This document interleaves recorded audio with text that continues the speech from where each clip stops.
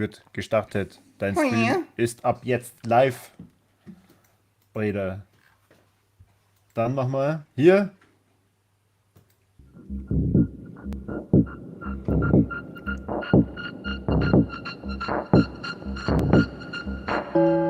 Hier ist der beste bayerische Podcast der Welt mit den Kassettenthemen.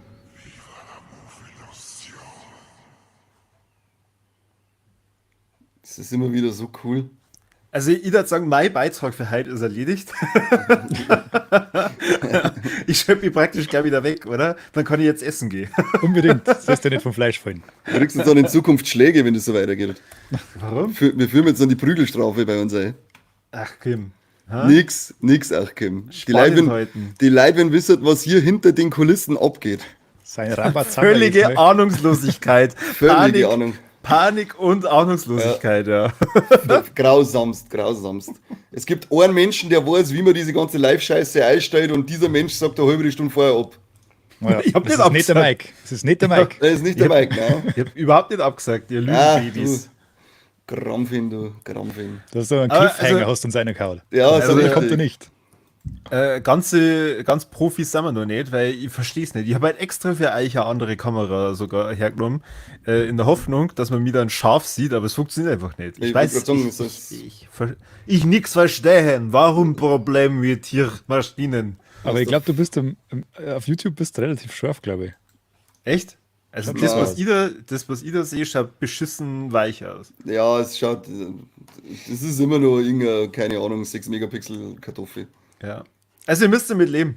Mir darf keiner hier scharf sehen. Wir können uns ja darauf einigen mit unseren Supporter, wenn es schön Abos abschlossen, dass wir dann vielleicht einmal ein bisschen was in die Technik investieren können. Okay. Ne, es wäre mal interessant, wenn jemand anderes streamt. Vielleicht liegt das ja auch da dran. Dann werde ich vielleicht scharf übertragen und der andere hört dann vielleicht nicht. Aber ich glaube, das werden wir nie herausfinden. Never ever.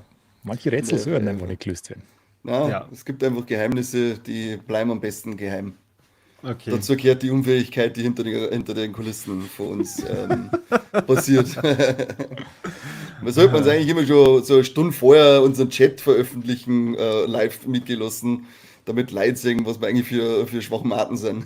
Oh, Ja, ich konnte hier unbedingt. nur bloßstellen. Das ist ja eigentlich auch wieder mal eins meiner großen Freuden, warum ich in diesem Podcast überhaupt dabei bin. Der Kani hat sich nämlich nur kurz bevor der Stream losgegangen ist, im Chat beschwert, dass er nicht in dem Thumbnail drin ist. Er Unglaublich, schickt mir halt oder? einfach mal ein Bild. Hä? Wie Du hast war's? nur Beitel von mir. Du fotografierst Nein, wahrscheinlich knockert, wenn ich ja, schlafe. aber ich kann ja Also, das nicht aber- reinstellen, weil dann wird das gleich wieder gelöscht. Ich brauche irgendwelche, wo du Klamotten hast und am besten so streamtauglich. Schwierig. Ich wollte gerade sagen, da stoßen wir an unsere Grenzen. Ja, ich glaube auch. Gut, Arrogante Sau bist du einfach, eine arrogante was gibt's Sau. denn die Woche Fotze. für Neuigkeiten, ha? Dass du eine arrogante Fotze bist, ist keine Neuigkeit. Das glaube ich, hat jeder mitkriegt. Oder? Was sagt der Chat? Habt ihr das schon mitgekriegt, dass der Corby arrogante Fotze ist? Ja, haben wir. Ja, Corby stinkt. Corby ist wer, Pfui Teufel, ich verlasse ab. den Chat. Puh. Habt das nur so durch. Auf alle Fälle ist wichtig, dass wir halt bald abhauen. Ich habe nämlich heute eine leichte Erektion gekriegt, als ich auf Prime gesehen habe, dass die erste Folge von Evil Staffel 4 online ist. Und der Mike, glaube ich, hat schon mal von Evil, von der ersten Staffel verzeiht und ich habe in die Alex dann einmal, als ich die 3 Staffeln angeschaut habe, erzählt. Und ja, ich bin richtig heiß drauf, dass die endlich weitergeht, weil es eine unglaublich gute Serie ist. Klär mir mal auf, ich kenn's nicht. Alex, warst du nicht dabei? Da geht es um so ein Dreiergespann, um einen Priester, jetzt weiß ich seinen Namen nicht, der hat aber einen Luke Cage in der Netflix-Serie gespielt. Dann haben wir noch eine Therapeutin, eine Psychologin dabei und so einen typischen Technik-Heini Atheisten. Und die klären für die Kirche vermeintlich übernatürliche Sachen auf oder untersuchen Wunder. Und dann eben halt unter den 3 Aspekte, unter dem Aspekt Glauben, Psychologie und Technik und sachliche Aspekte. Ja, und man weiß halt, dass im Hintergrund läuft was Übernatürliches, weil es sagt man immer wieder, aber sie wissen es halt noch nicht so richtig. Und es ist dann immer recht cool, ist das jetzt was Echtes, ist das jetzt der Fake, ist das übernatürlich, ist ein Dämon dabei. Ziemlich coole Geschichte, wo sie vor allem die Cliffhanger dann nach der 3. Staffel, der war jetzt, darum bin ich ja so heiß auf Folge 1 von Staffel 4, der war nämlich richtig gemein. Und ich bin gespannt, wo die Serie insgesamt hinlaufen wird, weil das echt richtig Spaß macht zum Anschauen. Die ganzen Dämonen, die sie zeigen, sind ja geile Puppen. Also es sind richtige Kostüme, die schauen richtig widerlich aus, sind richtig geil gemacht. Manchmal richtig schön zum Gruseln. Also sehr, sehr geile Serie. Kann ich nur empfehlen. Läuft über das Paramount Plus, aber kannst du so schauen. Du Ach so, kannst das also wollte nicht ich einfach nämlich nur jetzt- mit dem Prime-Abo, sondern brauchst du irgendeinen blöden Kanal. Sie, leider, ja. Das ist ja höllenschwul. Ich wollte Bin jetzt schon gerade wieder schon raus. fragen, ob das nicht eigentlich Amazon Prime Veröffentlichung ist, aber okay. Hast du nur irgendeine vernünftige News? Warte mal. Nein, das war's Nein. nicht. Ich kann nur noch, du hast das letzte Mal erzählt, dass die Hauptdarsteller von Mr. und Mrs.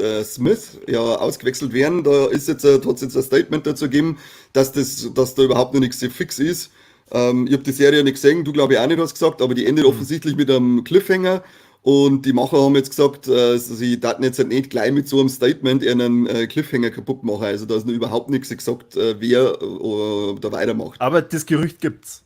Das hat Variety anscheinend als erster aufgebracht. Sie haben sie dann auf irgendwelche Quellen berufen, die sie nicht nennen dürfen. Und ich glaube, diese beiden Hauptdarsteller, der Donald Glover und die Maya Erskine, oder wie auch immer man die ausspricht, die glaube ich sind ja da auch Mitproduzenten. Und jetzt weiß ich nicht, ob sie das gesagt haben oder irgendeine andere ausführende Produzentin, dass sie dann gegenseitig angerufen haben, gesagt, welche Quelle soll das denn nur zur Hölle sein, wenn sie selber noch nichts davon wissen. Also können wir uns auf Variety auch nicht mehr verlassen. Ja, aber Jetzt das ist ist doch soweit. super. Das ist im Prinzip, wenn uns Themen fehlen, dann streuen wir einfach irgendwas. Ja, So läuft typisch. das heutzutage. Das kostet Ich so wollte gerade sagen, Springer Verlag gefällt das. Ja, schon. Ich hab noch, Habt ihr gewusst, dass der Kani ein Remake dreht von Der Untergang? Ich? Und rate mal, welche Rolle der Kani selber spielt. Keine Ahnung. Ich sehe mich als prädestinierte Eva Braun. Sorry, Seppi. fahre fort, hat sich interessant angehört. So fahrweise. Nein, das war's bis jetzt. Also mehr Okay. das sollen die Medien erst einmal nur streuen, die weiteren Details. Also die Leute jetzt zuschauen, die sollen es dann über die rumverzeihen und posten und so. Ja. Aber wenn ihr und Umfrage dann- gemacht hättet, dann wäre Eva Braun ganz vorne dabei gewesen. 100%, ja. Also welche Rolle sollte die sonst spielen? Für einen Hitler bin Die ich vom fett. Hund. Die vom Hund. Ja, das kann ich doch machen. Das darf nicht gehen. Ich habe noch eine Streaming-News, die man auch ohne irgendwelche Zusatzkack-Abos so schauen kann, wenn man Netflix-Abonnentin ist. Abonnent oder Abonnentin ist. Und Das zahlt man jetzt halt ist- einfach nur noch mit 2,50 € mehr, glaube ich. Gell? Ja, wenn man halt nicht so klug ist wie ich und das Werbeabo bestellt für 4,99, dann muss man halt damit rechnen, dass man mehr Kosten druckt. Ja. Hätte ich keinen Zecken, der sich an mein Abo gehängt hat, und wir das fair durch 2 teilen, dann war ich mittlerweile auch in dem Werbeabo gelandet, weil dieser Frechheit ist. Ich glaube, 25 € zahlen wir jetzt zu zweit. Das ist ein Witz. Ich muss ja ganz ehrlich sagen, ich habe ja auch zuerst das große Abo gehabt, da hat es noch 17,99 gekostet, glaube ich. Ich habe mir das damals eigentlich nur geholt, dass ich dann auch Sachen in UHD-Qualität anschauen kann, weil ich mir einen UHD-Fernseher gekauft habe und einen Scheißdreck kann ich, weil fast nichts in UHD ist. Also rentiert sich überhaupt nicht. Null. Jetzt das Ding, das Filme wie Dune schauen möchtest, du bist mit einer publiken HD-Qualität drin, da scheiße ich dann auch drauf. Das kriege ich im Werbeabo auch. Also von dem her. bin Wo? ich da. Bei Netflix. Ja, ist ganz wenig nur drin, das irgendwie geile Quali hat. Aber ihr seid nicht im Werbeabo. Jetzt schon. Ich bin Er jetzt schon, im Werbeabo. ich nicht. Und wie ist da die Werbung? Weil ich habe Scheißegal, heute ehrlich gesagt. erst drüber geredet, dass das von Amazon Prime teilweise unterirdisch schlecht ist. Die, Werbung die kennen- Clips selber meinst du oder die Die Streuung Clips davon? selber, ja. Ja, das ist tatsächlich ein wenig komisch bei Prime. Okay, seltsame Werbungen. Bei, Ja. bei Netflix ganz normaler Zeug, also hochwertige Okay. Werbung, wenn man es so nennen will. Also Ja, auch dann. Produktwerbung oder dann Werbung auch für irgendeine Serien und Shows und so weiter. Hauptsächlich Produktwerbung eigentlich. Da kommt einmal was von Meta, von der VR-Brillen oder sowas. Dann kommt einmal, keine Ahnung, irgendeine Spirituose oder irgendwas. Geil saufen. Was ich glaube, würde denn Aperol das- Spritz oder sowas habe ich letztes Mal gesehen. Was würde denn das bringen, wenn man, also die haben ja nur einen eigenen Vorteil, wenn es von sich selber Werbung schalten, aber sie kriegen gar kein Geld dafür. Ja, Netflix, wenn jetzt Prime sowas macht, hat es eher Sinn ergeben, wenn sie jetzt Werbung für ihre Kanäle macht. Das habe ich Ja, ja, das letztes Mal hat verzeiht, dass ihr Apple TV Werbung auf Ja. Prime schaltet. Ja, vielleicht, dass mehrere Leute dann den scheiß Rebel Moon Kack anschauen. Den scheinbar keiner sehen mag, gell, irgendwie. Ja, warum auch? Jeder Scheiße Doch, findet. der Chris hat gesagt, der ist super. Okay, hau einen Chris ins Sack ist nichts mehr. Ich habe mich noch nicht traut, da eine zum Lunzen, weil das schaut jetzt so furchtbar aus, was ich da bis jetzt gesehen habe. Ist er grausam. Hast du schon gesehen? Ich habe den ersten Mal gesehen, es ist die Hölle. Oh Gott. Das ist Also, die Hölle. Er möchte ja da noch viel mehr machen, gell? Ja, So 6 ja, Filme aber, oder so. aber anscheinend hat der Zack Snyder jetzt ein Problem, weil sie einen Geschäftsführer von Netflix irgendwie austauscht haben. Und der alte war ja richtig gut befreundet mit dem Zack Snyder. Und der Neue sagt dann, okay, ja, sie sind ganz nett, aber machen sie erst bei Geld. Ei. Komisches Geschäftsmodell. Ja, verstehe ich auch nicht. ganz Wie dumm. seltsam. Aber jetzt sind wir mittlerweile ganz weit weg von dem Thema, was der Seppi eigentlich erzählen wollte. Ja, ich wollte eigentlich nur sagen, dass jetzt ein cooler Film auf Netflix läuft, und zwar The Batman. Ja, Den kann man sich das jetzt ist ja, anschauen. aber das ist ja jetzt keine extreme Neuigkeit. Ich sage ja nicht, ich sage einfach nur, es läuft ein cooler Film auf Netflix. Er hat nicht gesagt, das läuft eine extreme Neuigkeit zu einem extremen Film. War der nicht vorher bei Prime? Kann schon sein, aber jetzt ist er auf Netflix, leck mich. Geile Neuigkeit, finde ich gut. Ja, man muss einmal hier so neben dem Mainstream fischen, dass man ein bisschen so Ja. kleine Schmankerl lassen kriegt, die einfach ein gutes Feeling machen. Ja, aber redst du dann der über Batman den- macht ein gutes Feeling, das ist ein richtiger Feel-Good-Movie, fast wie Auf der alle Peanut Fälle. Butter Falcon. Redst du dann auch über den ganz, ganz neuen Netflix-Hit Welchen ganz neuen? Atlas? Oh, Ach, da der hab ich Jennifer nur kurz Lopez gehört bis Film, oder? jetzt. Ja. Ich habe nur gehört, dass hinter der Bühne hat Ben Affleck auf alle Fälle der J-Lo ordentlich geholfen. Echt? Inwiefern? Keine Ahnung, der Artikel hat mich nicht interessiert, ich habe nicht weitergelesen. Klassische Überschrift.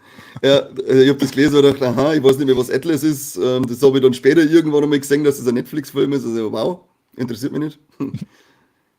Ja, es muss wieder so eine richtige klassische Netflix-Produktion sein, die halt einfach gar nichts hat. Also so ich habe mittel gehört, ausschaut. dass der davor irgendwie Kinos gelaufen ist oder so und richtig gefloppt ist.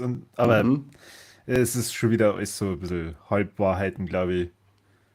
Bin mir nicht sicher, ob ich den Artikel, den ich gelesen habe, zum richtigen Film zugeordnet habe. Aber ich habe gestern damit angefangen und bin dann eingeschlafen. Das ist ja immer ein tolles Prädikat. Das ist echt Prädikat besonders wertvoll.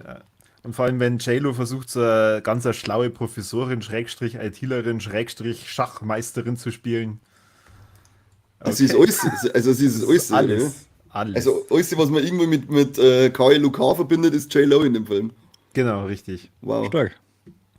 Das ist gar nicht fast arrogant wie du.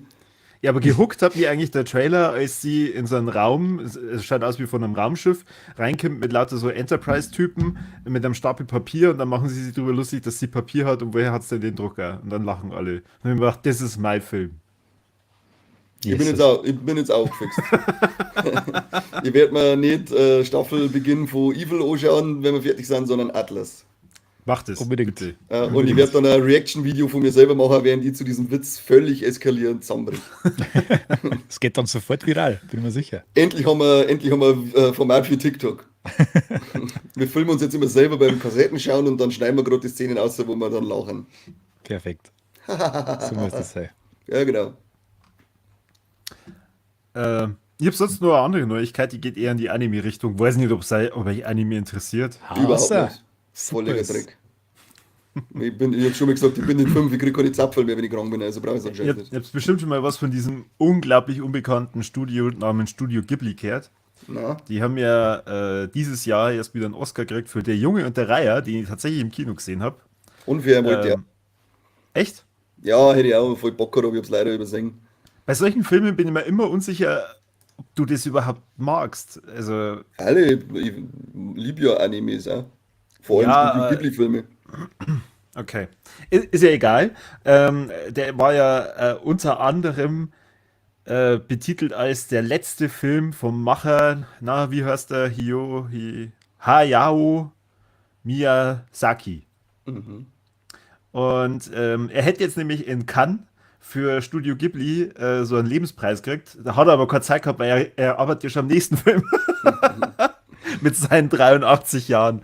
Und sein Sohn war dann da und hat dann gesagt, ja, wir versuchen mal seit Prinzessin Mononoke da eine neue Generation reinzukriegen, aber das würde erst was, wenn er tot ist. War das, Wenn das der eigene Sohn sagt. war das ein bitte stark. Drogen? War das eine Ich, Ansage? Oder? ich weiß es nicht. Ich glaube nicht. Ich glaube, wenn er schon wieder mit in einem neuen Film ist, dann werden sie den wahrscheinlich schon noch rausbringen und dann bringen dann erst um. Also, Miyazaki-Ära ist dann zu Ende im Hause Ghibli.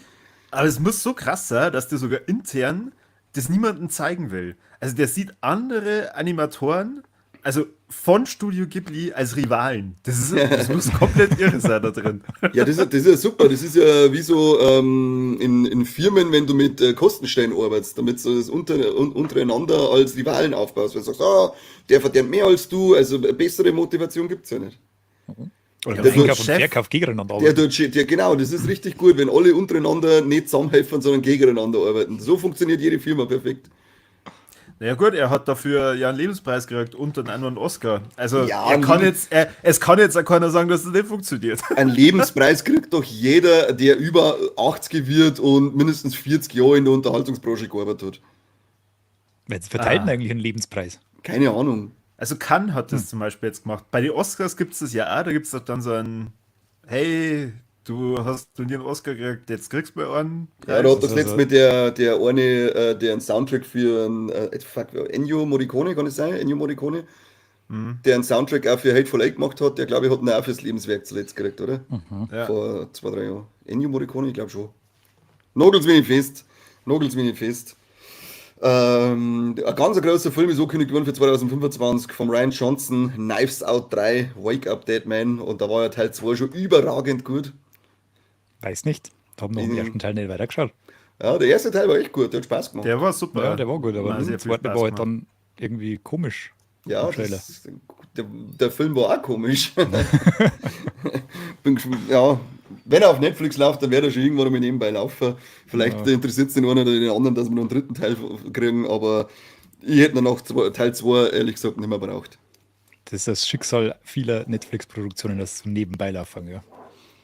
Ja, das ist Rebel Moon auch. Also ich gebe ihnen natürlich immer eine Chance am Anfang, aber Rebel Moon, da war es dann Herbert Alexo, da habe ich schon ein bisschen drüber gemalt. Das ist dann so ein schönes Spiel, wenn der Film läuft und das große Display immer mehr auf dem kleinen Display verdrängt wird. Ja, Aufs genau. Sichtfeld, so.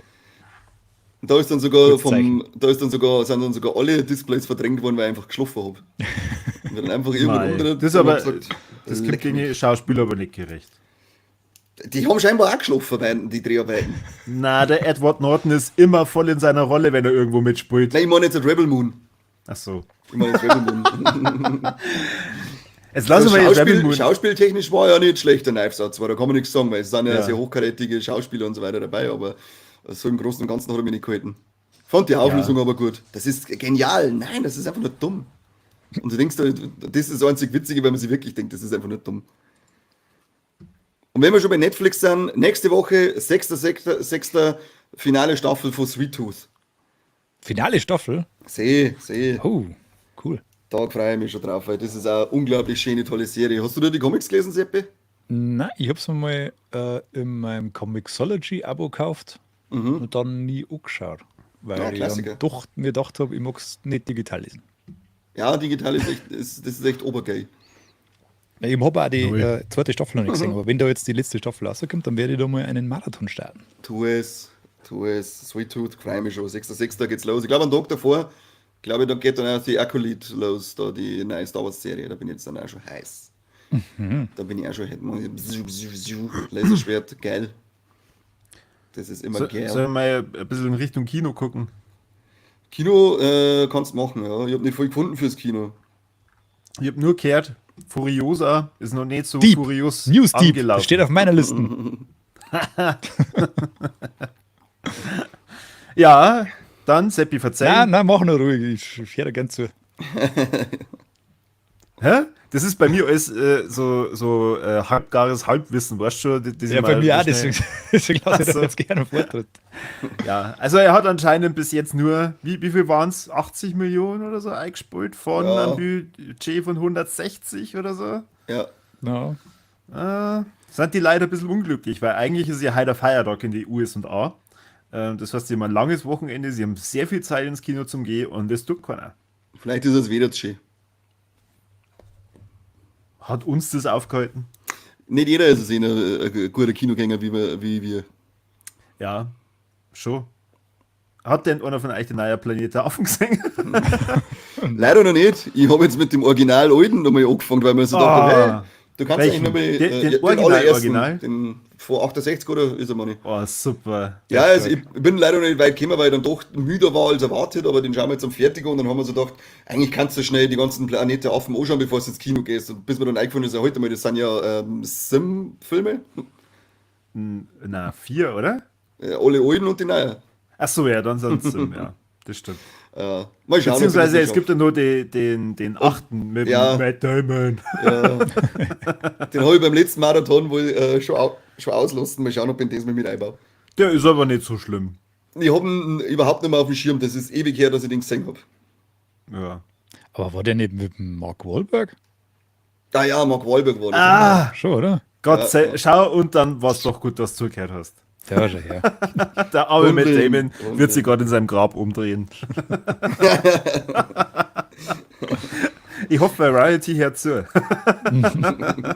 Morgen Schlagzeile mit Damon tot. Viva la Mouvlusion Genau. hat's geleakt. Bavarian Podcast liegt first.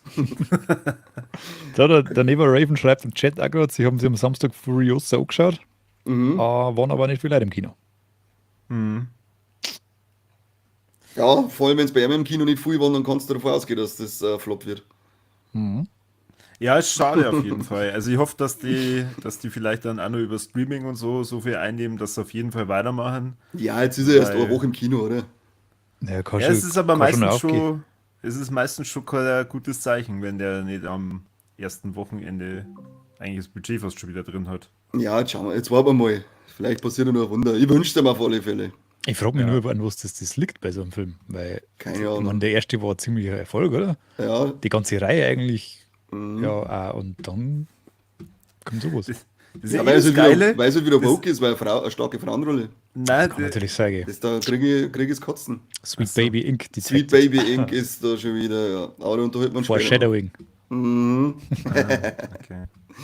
Aber dafür gibt es ja jetzt schon ganz viele Diskussionen, die genau das behandeln. Warum ist jetzt dieser Flop und so also das habt nicht ich gesagt, das haben diese Menschen gesagt und so ein Mist wie Godzilla vs. Kong Dreckschweine. oder Godzilla und Kong für der Hit. Was ist das für eine dumme Frage? Das spielt ja keine starke Frauenrolle mit, ist ja ganz klar. Planet der Affen 4 ist auch ziemlich gut anscheinend aktuell im Rennen. Also Aber ich Affen? habe noch nichts. Affen ziehen. Affen ziehen, ja. Aber nur die echten Affen. Vielleicht sind die Affen bei Furiosa jetzt klar. Keine Haben wir Ahnung. vielleicht da auf einer Fährte. Ich wollte gerade sagen, also wir bleiben dran an dem Thema, wir bleiben dran. Wir werden uns das einmal im Kino anschauen, wie groß die Affen sind. Sehr Ein anderer hat an der Kinokasse überzeugt mittlerweile, jetzt schon, obwohl er noch gar nicht läuft. Das ist Deadpool 3, also Deadpool und Wolverine. Die haben mittlerweile schon 200.000 Kinotickets für den ersten Tag vorverkauft.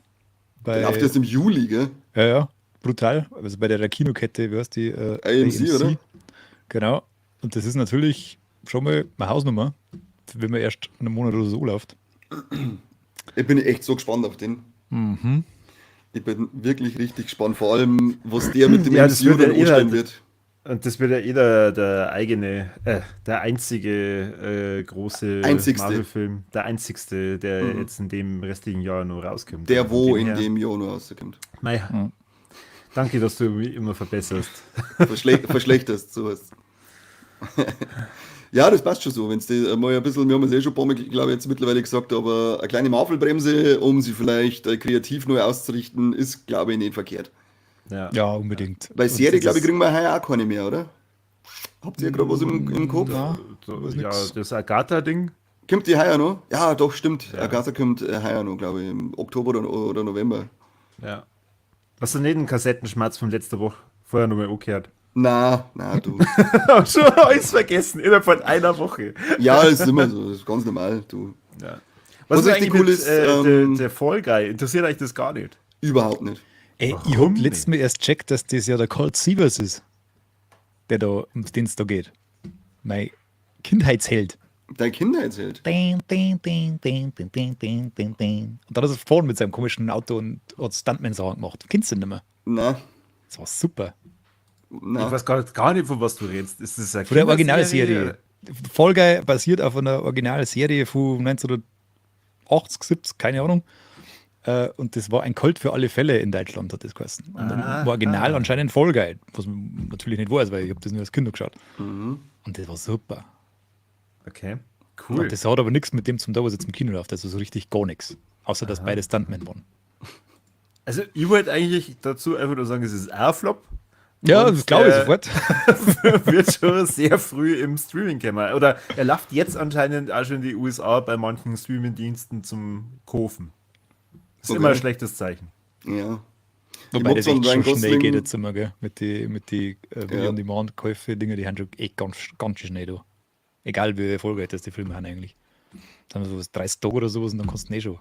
Ja, ich glaube, das ist so das Minimum mittlerweile, dass sie 30 Tage Abstand haben müssen. Ich glaube, haben sie ein paar, nach Corona vor allem, haben sie da ein paar Dinge abgeschlossen, weil da war es ja oft fast zeitgleich, sage ich mal, und das wollten manche beibehalten.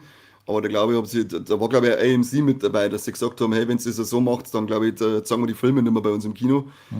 Da hat es irgendwie einen riesen Clinch gegeben und dann haben sie sich, glaube ich, auf diese mindestens 30 Tage Abstand geeinigt. Ja, ist ja auch ein Wahnsinn.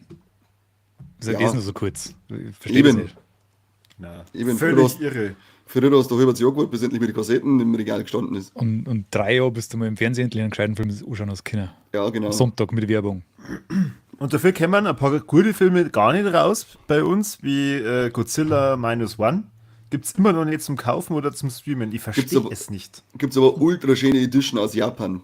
Ja, die habe ich schon gesehen, aber Die ist wirklich, wow, da war ich kurz davor, dass ich sage, jetzt schicke ich mal, lass mal was von Japan schicken, weil das Ding ja wirklich unglaublich schön war. ja. Also das Unglaublich verstehe ich schön. nicht. Warum kommt der nicht raus? Also es hat erst Keine Ahnung. im April gekostet, dann jetzt im Mai, jetzt heißt es irgendwie Juni, aber langsam habe ich das Gefühl, das sind nur so News-Seiten, die wollen, dass man da draufklickt. Seppi, erklär das einmal. Ich habe jetzt gerade nicht aufgepasst, wer im Chat Ja, das gelesen war hat. so klar. Ja, ein Ding haben sie gecastet, gell? Jetzt hat Jeffrey Wright für die zweite Staffel The Last of Us spielt auch den Isaac aus The Last of Us 2, den er da auch schon gesprochen hat.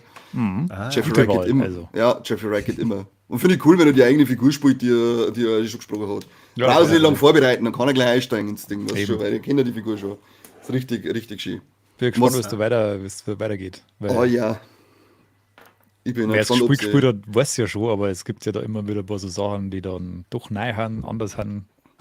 Ich bin Ja, auch bin gespannt, wie nah das sie sich am Spiel halten und vor allem auch, wie weit das die Serie, wie die weiterlaufen wird. Weißt du, ob sie dann irgendwann sagen, jetzt machen wir nur die Spielegeschichte und dann hören wir auf, oder ob sie dann eine eigene Geschichte weiterspielen. Da bin ich auch schon gespannt drauf. Ich glaube, viel hängt davon ab, wie es denn mit dem Spiel weitermachen wollen auch. Und wann sie das dann überschneiden, theoretisch, oder auch nicht, vielleicht gehen es da, die könnten da im Spiel komplett neue Geschichte erzählen mittlerweile. Ja. Also da ist nichts mehr dran. Also du müsstest jetzt nicht da knüpfen, wo du jetzt beim letzten Teil aufgehört hast. Na eben, deswegen, Also das ist, also wenn du da eine gute Geschichte hast, dann kannst du da in alle Richtungen jetzt so weitergehen. Und ich hätte Bock drauf, in dem Universum, in der Welt mehr zu singen. Ja, Auf alle Fälle. definitiv. Wobei richtig, richtig heiß drauf. Und was richtig geil ist, Corby, wir haben doch einmal, ich glaube, wir zwei haben eine Folge aufgenommen über Bloody Valentine 3D, oder? Waren wir das nicht zwei oder war ich das mit Mike?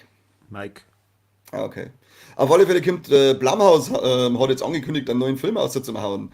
Aber das wird richtig geil. Wir haben nämlich, das ist eine der wenigen Franchise, diese Slasher-Franchise, die nie ein Sequel oder so nach sich gezogen haben. Du hast das 81er Original, du hast das 2009er Remake, das auch sehr erfolgreich gelaufen ist. Ich glaube, das, wie heißt der Paul Lucier, keine Ahnung, wie der Regisseur geheißen hat, hat auch über 100 Millionen eingespielt, nie eine Fortsetzung gekriegt, leider.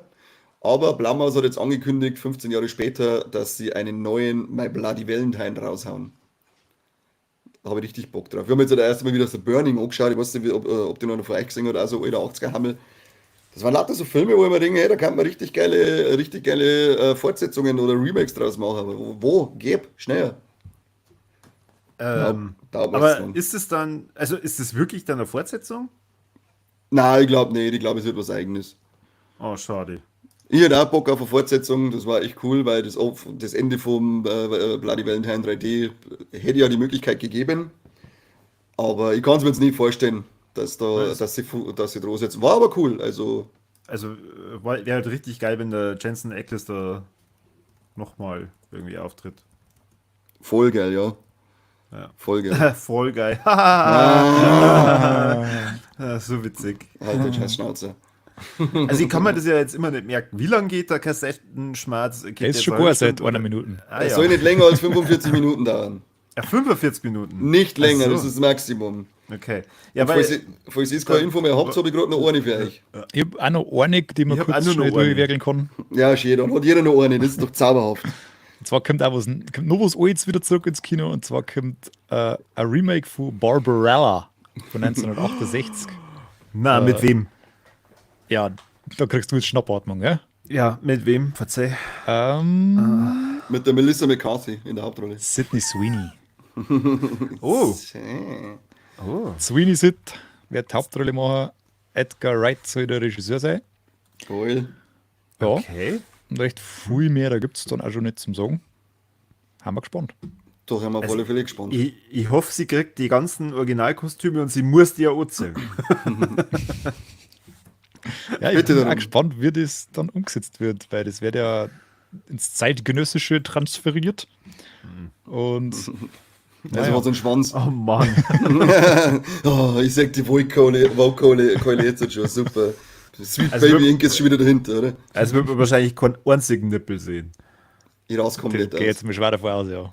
Die, wenn man nicht Ja, die ganze Zeit ihre ja. Affen um die Ohren haben, dann rast die aus. Ich kann mich nicht daran erinnern. War denn der erste Teil so erinnerungswürdig? Sag mal, bist du bescheuert? Natürlich. Ich habe sogar Folge wieder aufgenommen. Ich weiß schon, ja, die hab ich ja gehört, die hat mir gut Als gefallen. eine der Endwaffen kommt die Orgasmusorgel vor. Welt. Ich frage mich, ob ich überhaupt ein Remake machen kann, ohne irgendwelche anzüglichen Witze oder Das halbnackte Menschen. kann ja sein, dass das machen. Oh Gott. Weiß ich nicht, wie originalgetreu das Ganze vonstatten geht. Aber es ist auf jeden Fall nicht schlecht, weil, sagen wir mal, dadurch wird dem Thema, das in den letzten Jahren viel zu wenig Aufmerksamkeit erregt hat, endlich wieder mal mehr Aufmerksamkeit geschenkt. Sesselfred ist auch schon da. Jetzt hat schon wieder kurz vor Ende. Weißt du, was los ist mit den Leuten? Gerade richtig gekommen, sagt er. Gerade richtig, meint er. Ja, doch. Hab ich was- Damit hätte man anfangen können. Weißt du, da hätte ich jetzt richtig Lust drüber zum Diskutieren. Das könnt ihr hinter die Kulissen machen. Ja, dann verzeih Kani, was hast du nur für eine Neuigkeit? Dexter kriegt eine Prequel-Serie. Habt ihr Dexter angeschaut? See? Bin ich aber gespannt, was Ja. das wird. Dexter kriegt, ich glaube, Original Sin soll es heißen. Hat jetzt auch schon die ersten Castings bekannt gegeben. Jetzt pass auf, der Michael C. Hall wird von Patrick Gibson ersetzt. Also spielt dann praktisch alles vorher, in der Zeit, wo er noch jung ist und von seinem Adoptivvater Harry angelernt wird. Den Patrick Gibson kennt man anscheinend aus einer Shadow and Bone Serie. Ich kenne die Serie nicht. In Tolkien hat er auch mitgespielt, habe ich zwar gesehen, kann mich an ihn aber nicht erinnern.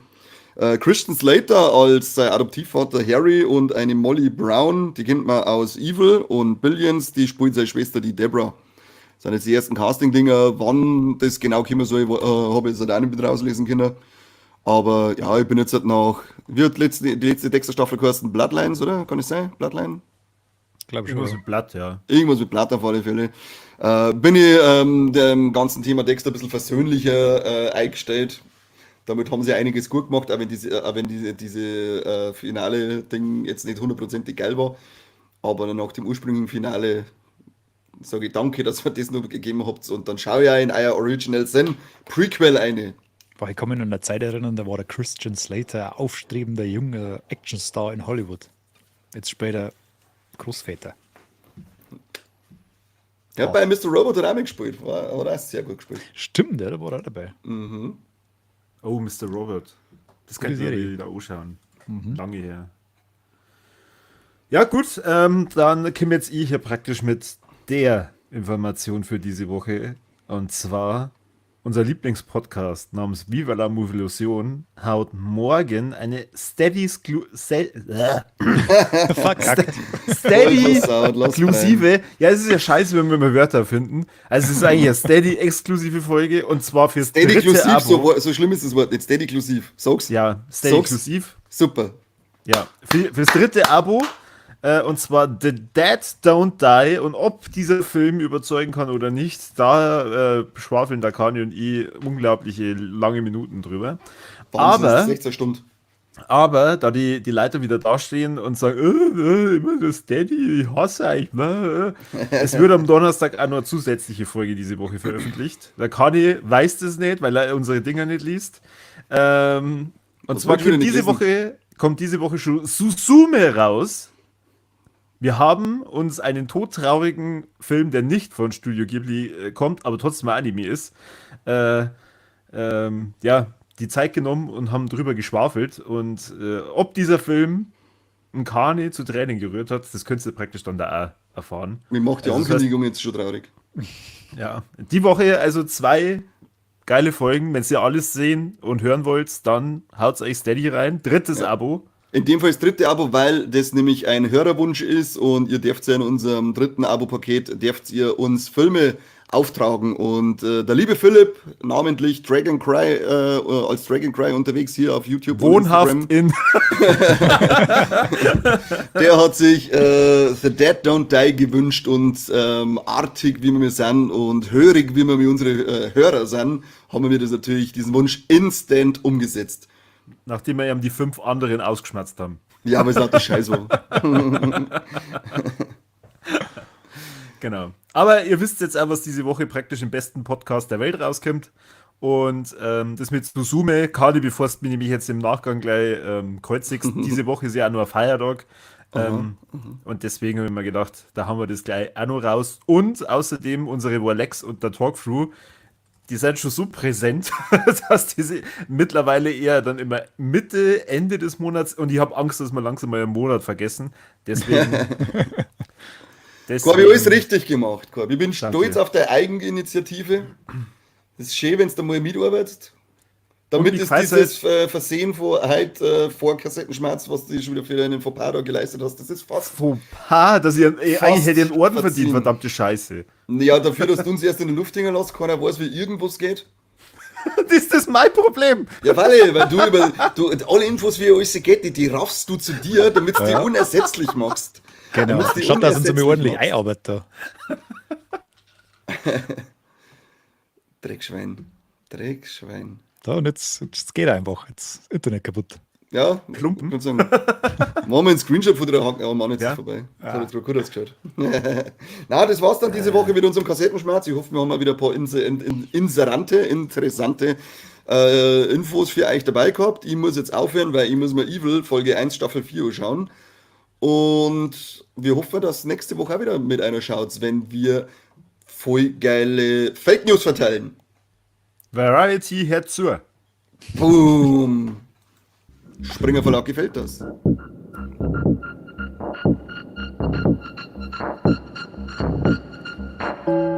Hier ist der beste bayerische Podcast der Welt mit den Kassettenthemen.